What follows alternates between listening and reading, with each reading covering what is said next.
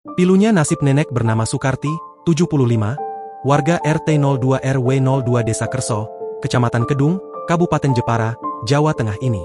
Berharap emas yang ditabungnya menjadi investasi jangka panjang, kini ia hanya bisa menelan kenyataan pahit. Emas 50 gram miliknya itu mendadak berubah jadi mainan atau palsu. Diketahui Sukarti menabung emas senilai sekitar 80 juta rupiah itu bersama Suhadi, 80, suaminya sejak tahun 2009. Ia pun kini melapor ke polisi atas apa yang dialaminya. Sukarti pun menceritakan kronologi kejadiannya. Melalui keponakannya bernama Firda, Sukarti sudah merasakan kejanggalan sejak 4 Juli 2025. Memastikan palsu itu baru kemarin Sabtu 19 Juli 2025, kalau kerasanya sudah 15 hari sebelumnya, kata Firda, Senin, 21 Juli 2025, melansir dari Tribun Jateng. Dia menuturkan emas palsu itu diketahui setelah mencoba mengecek keasliannya ke toko emas. Keinginan mengecek keaslian emas itu setelah Sukarti dan Suhadi merasa ada yang berubah dari perhiasan yang disimpannya itu. Padahal kata Firda, emas yang selama ini dimiliki Suhadi dan Sukarti hanya dipakai ketika lebaran saja.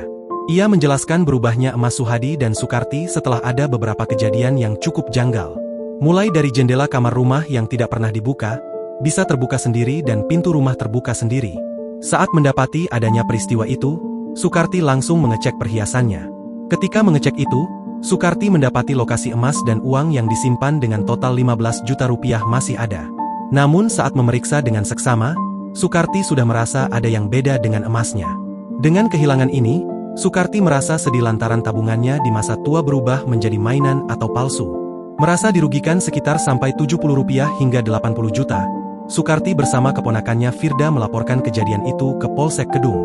Mendapatkan laporan tersebut, Kapolsek Kedung, AKP Dasio mengatakan pihaknya sudah menerima laporan dan akan menindak langsung atas kejadian tersebut.